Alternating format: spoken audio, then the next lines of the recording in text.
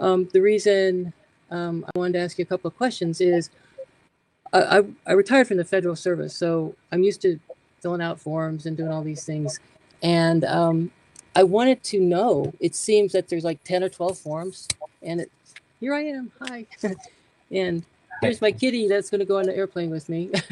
All right. I told my kitties if we survived that that I was not going to give up on them. So anyhow, that's why. And I got my UK passport, and I am filling out the UK forms. passport. Yes, but it seems that I don't know if I need to actually hire an attorney if I fill out the forms, put everything into BLS International, and then wait for my appointment. Because you've been very thorough with everything. Is there something I'm missing, or is it kind of that easy? Well, not easy. For some people, it's easy. For some people, it's unbearable. Okay, so if I follow everything on the Spanish consulate's website in DC, which was updated, I should be okay to go ahead and get my visa. By Look, question, I what? ask these people, like, what, I ask people that apply for the non-lucrative visa if they did it themselves or they use professional help. And Yes. 50% in the Facebook group said, no, I didn't use professional help. And the other half said yes. And from that half, 80% were happy with the investment of going with professional help. Some people think that it is not worthy, but it depends on your situation, in my opinion. If you have a complicated situation, it makes more sense, right? You have a financially difficult to explain situation. It is not very clear.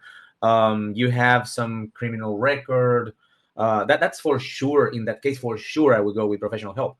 If your situation is easy to understand by anyone and clearly, complies with the requirements, it should be fine. But there's also, you've been maybe in the groups, in the Facebook group, and you can see that people are constantly surprised because the consulates are so different and they tend to add requirements on the go that didn't appear anywhere, and people are constantly surprised, even at their appointment times, to receive requests that no one mentioned before. So it is not so straightforward.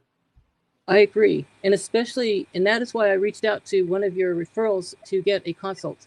Because to me, at first, until I started watching your videos, it seemed very complicated. I'm in the US, I'm a dual citizen, and I want to become a Spanish resident. So all that seemed like, oh, well, how do I do that? So once I get the visa approved, or can I reach out to one of your referrals to say, okay, this is how far I've gone in the process? Because $2,000 after going through that hurricane is kind of expensive, because unfortunately we're not getting the assistance from the federal service or federal government that was promised to me in February. So that's why now May, that's why I've been waiting for the July 2nd deadline so I could time it to be perfect. And it seems everything will be okay, except I'm going to be out tens of thousands of dollars before this is said and done. Not your worry, not your problem. But what I wanted to see is, can I reach back out to, like the gentleman you mentioned, I've got his name written down, and say, hey, this is where I am in the process, but I would ask your guidance to make sure that everything goes through with my visa. And when I get to Spain, getting the Thai card, the Padro, getting all that, the residency, that's when I really would like some advice and guidance. Not so much filling out the paperwork, because after going through having to document everything. So what you want is basically do it yourself until you get your visa, but you like some assistance once you are in Spain. Yes, I'm in agreement with that, but I wanted to ask someone else to put eyes on BLS won't accept. No, that's not true. To what I would say, I don't know if you understand the term, like a la carte, where I say, okay, I have filled out all the forms. Can you make sure everything's okay? And then once my visa is approved, what steps do I take? Because I know so you like also an initial consultation just to check before you submit that everything is in order. Correct. And then a checklist when I finish to get my visa to get there. Because another thing's got me kind of confused, and you mentioned it, and I'm going to go to Asturias, Oviedo, about the residency. I don't like to rent something that I haven't seen and they want that address. That's what's kind of also got me tripped up.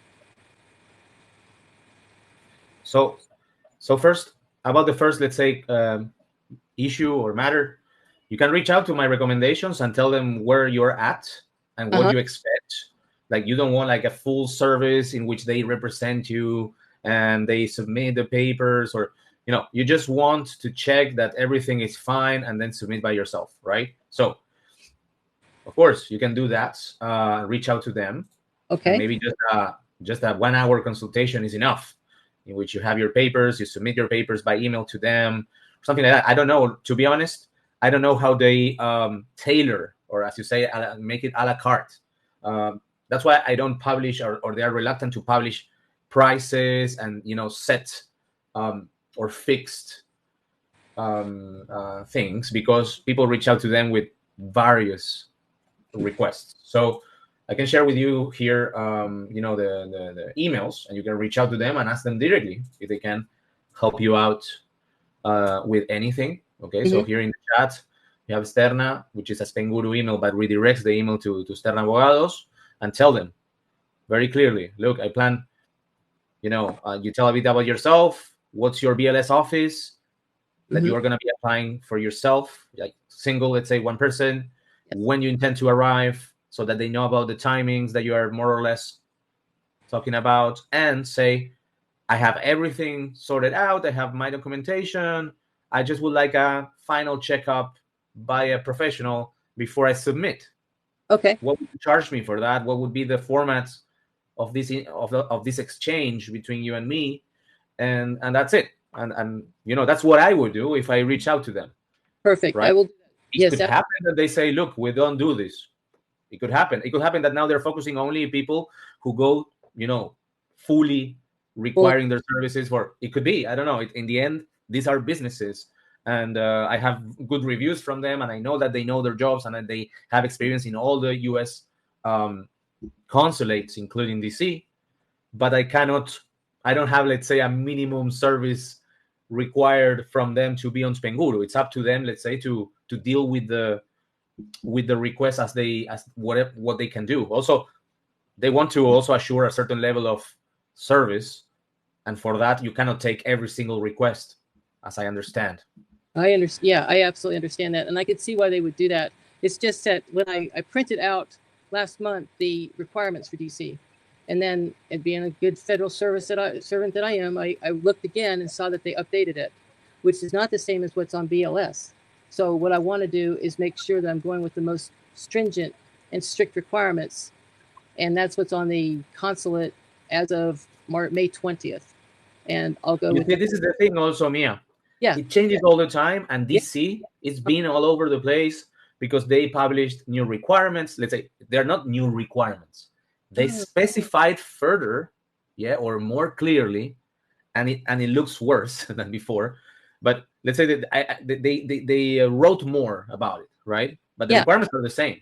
Let's Okay, say. that could be what it is, because I looked up briefly. But what I'm going to go with, and I think, would you feel that using what is on the consulate's page as a guidance would be my best suggestion?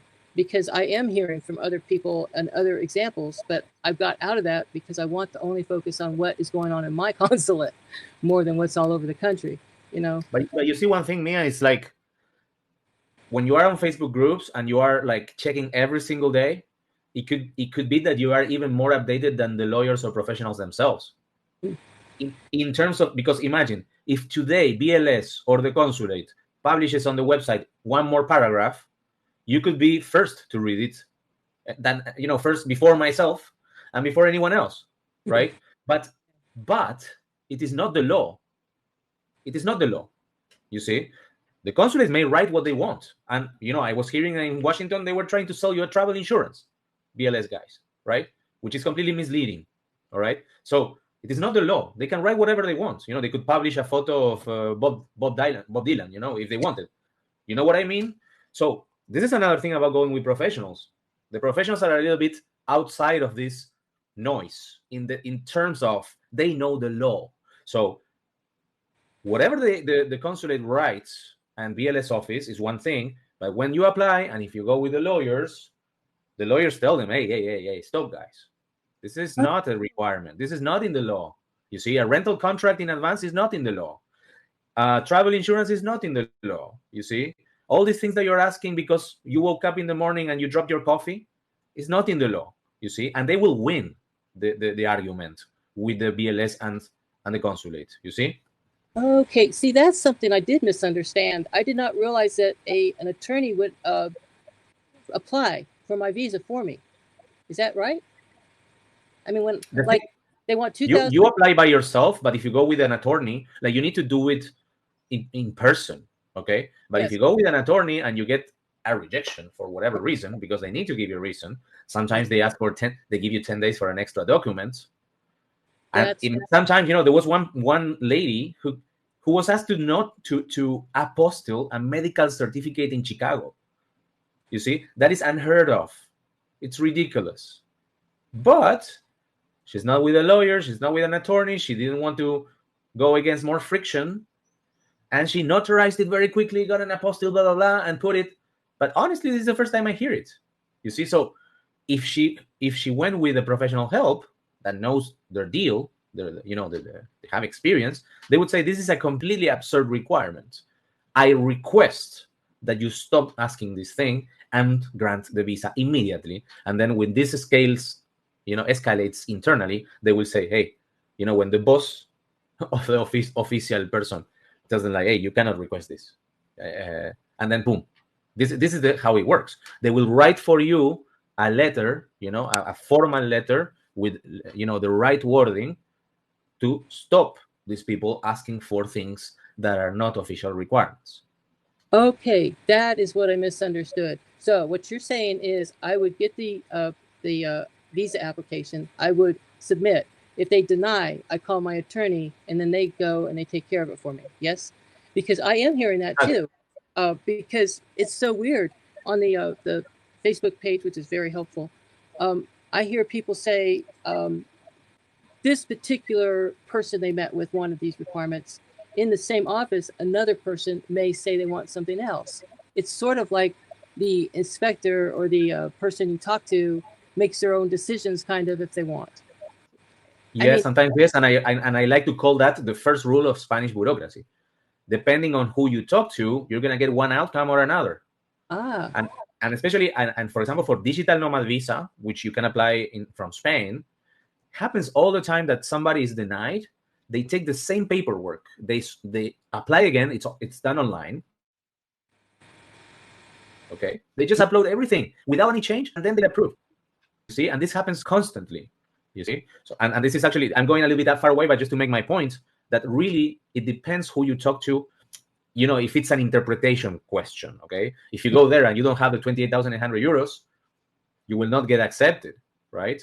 But if it comes to how strict they are with interpretations, it really plays a very strong case who is reviewing your case.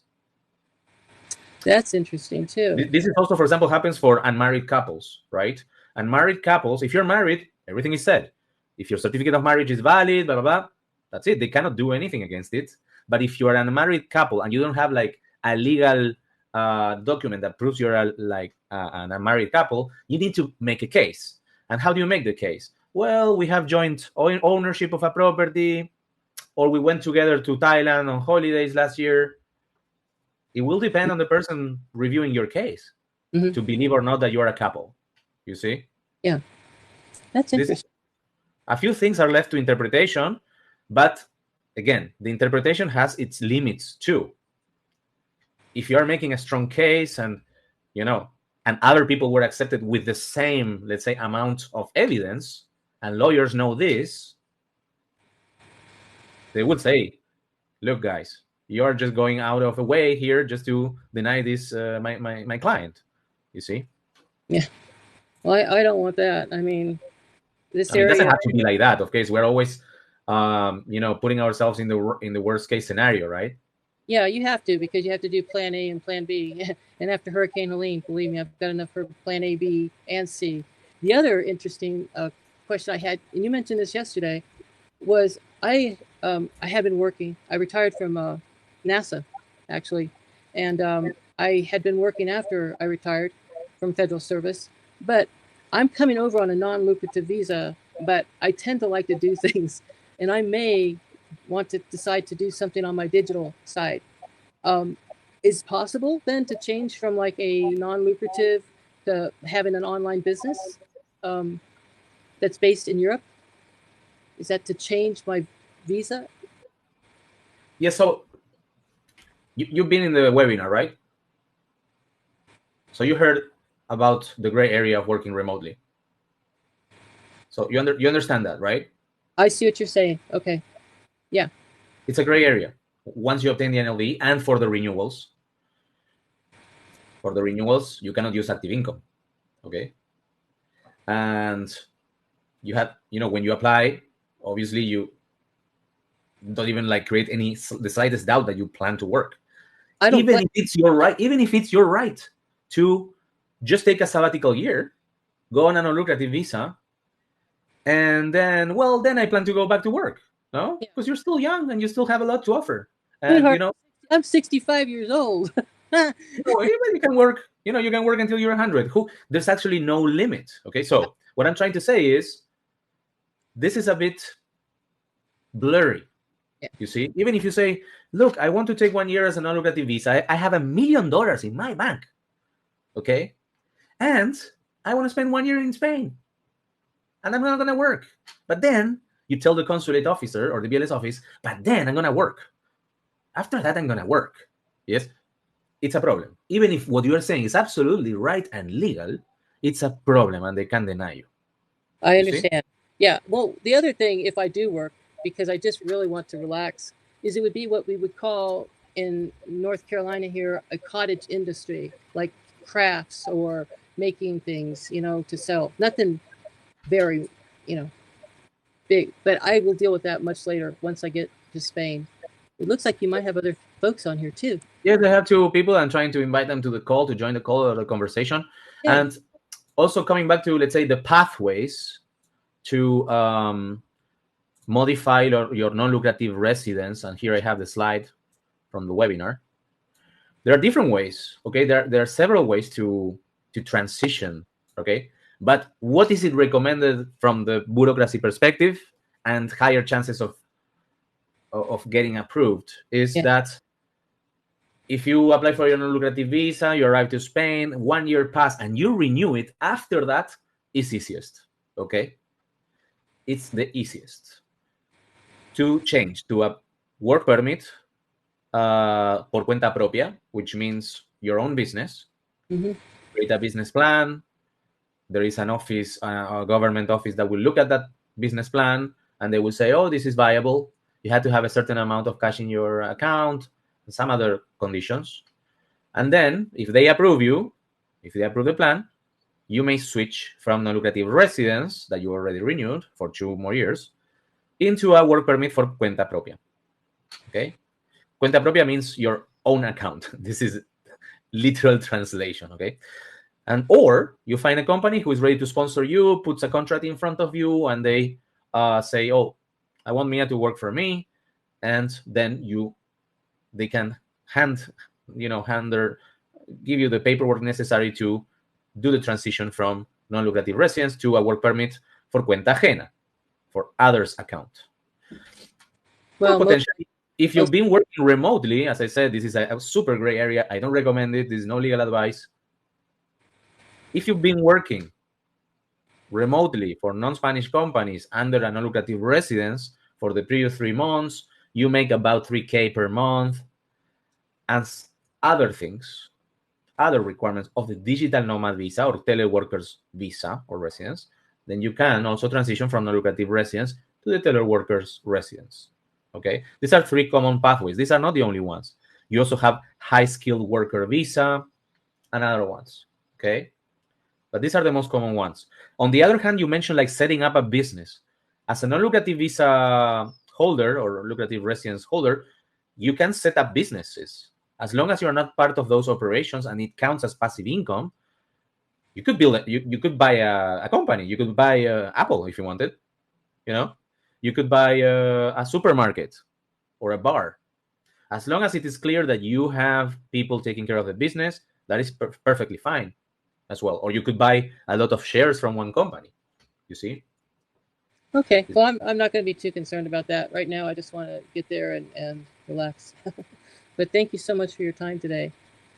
Oh, absolutely. Thank you very much for joining today. And of course, you can reach me out to my email, hello@spainguru.es, if you have any questions.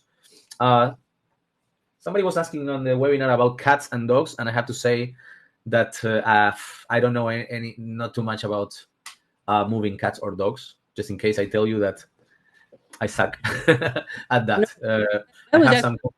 that was actually me that mentioned it because I Yeah, know you that mentioned it yesterday, right? And correct. unfortunately, I couldn't answer. I'm sorry for that. No, So I was trying to provide answer to you. What it is when we bring our animals to Spain, there's no yeah, quarantine. There's no quarantine, but no quarantine. right, you have to have a medical certificate from a USDA veterinarian. I happened to find one, and I went in for their first check to make sure that they were okay to fly. And I go 10 days prior to my departure to get their certificate, and that's it. Well, that's good that you mention it. One less thing to do, thank God. And yeah, I have I have an article here which is based on a Facebook conversation about people bringing pets, and they commented like the different steps that they have to do for the USDA stamps and the timings that it takes, and a few more tips that I thought could be relevant for people who are not part of a group, and that's what I usually do. I crunch into these conversations and I take something that I think is of value for people and add it to Spainguru, and maybe someone finds it.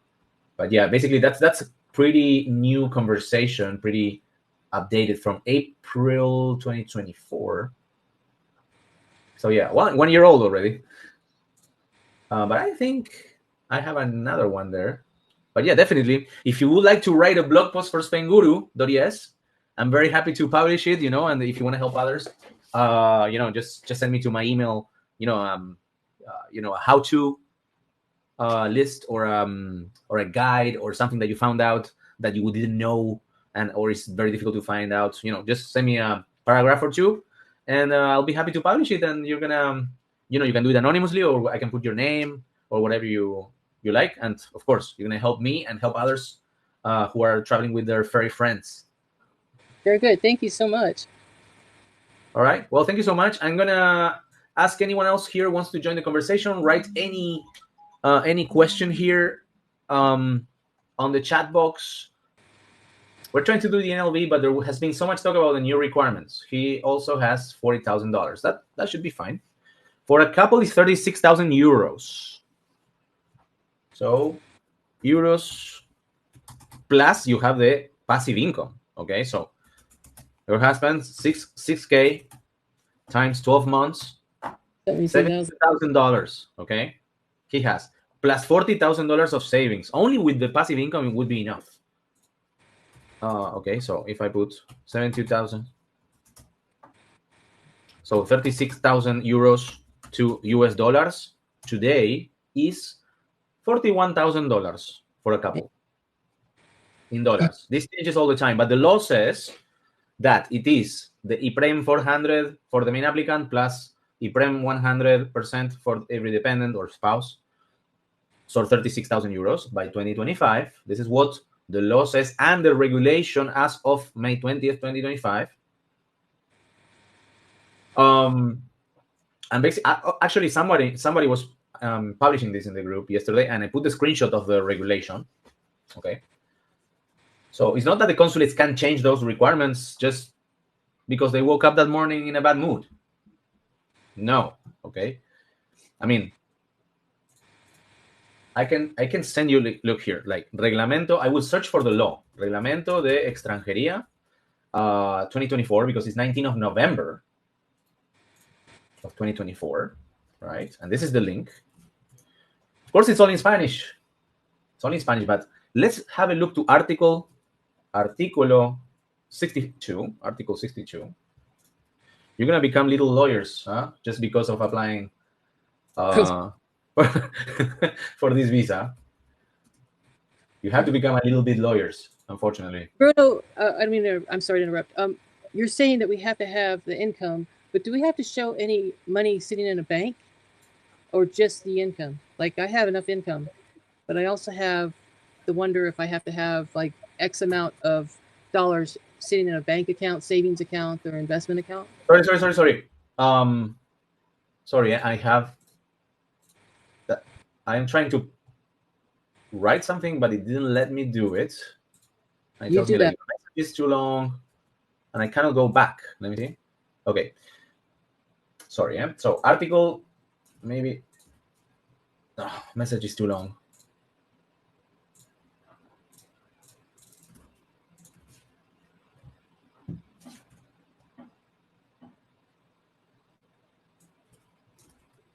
Mia. Oh, you left the conversation.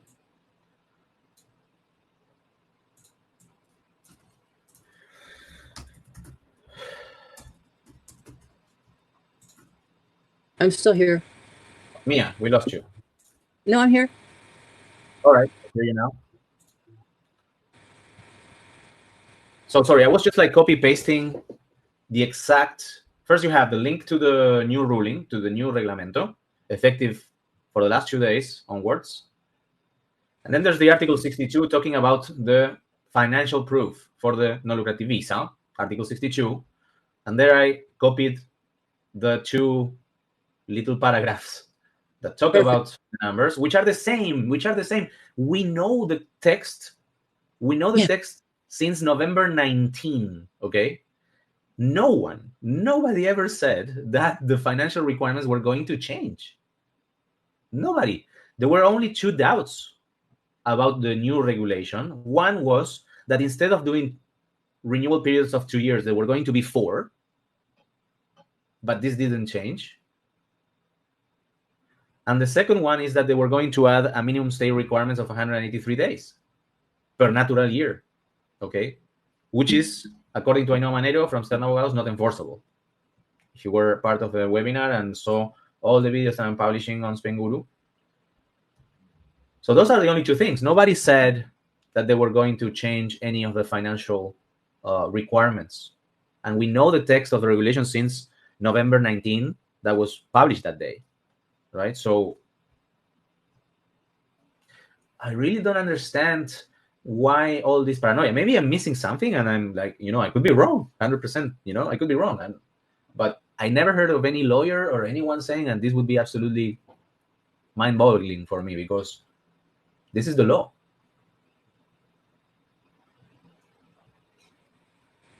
Where are you applying from, Ramona? Where are you applying? I want to enter like the requirements of your consulate and BLS office.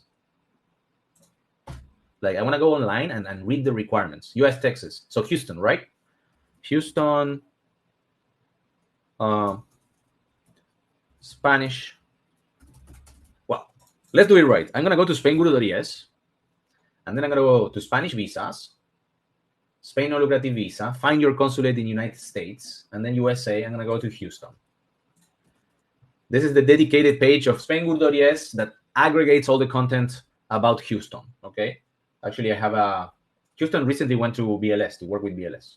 So I need to update it a bit more, but the links are the same. Non-lucrative visa instructions in English. Let's go to the official link of non-lucrative visa requirements. Okay, so I'm going to paste everything that I'm seeing on my screen.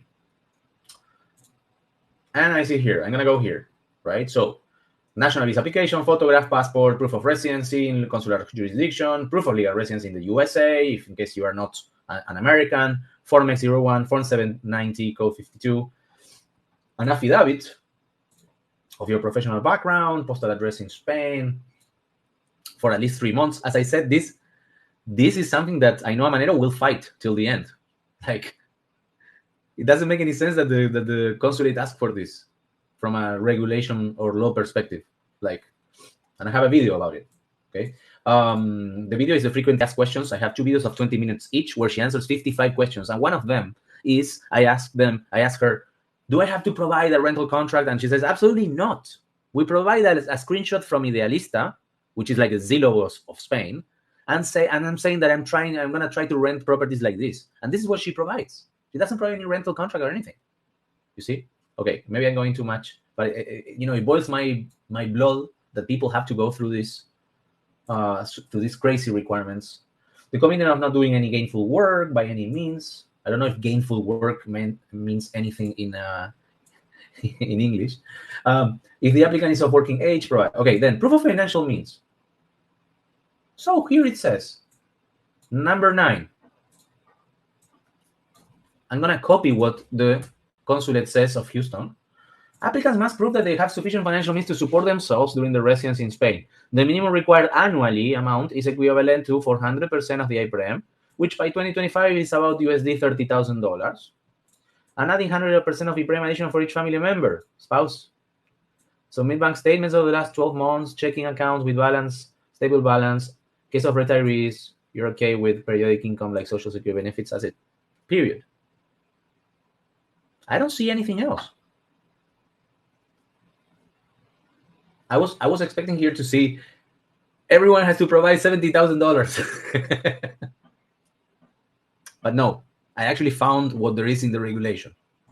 400% of the IPREM index, the IPREM index of 2025 is 600 per month or 7,200 per year.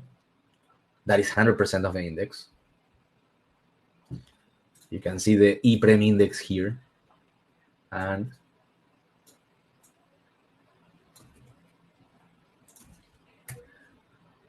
you can see 100% of the IPREM index is 7,200 euros, which is the consulate did the currency exchange, $7,800 more or less.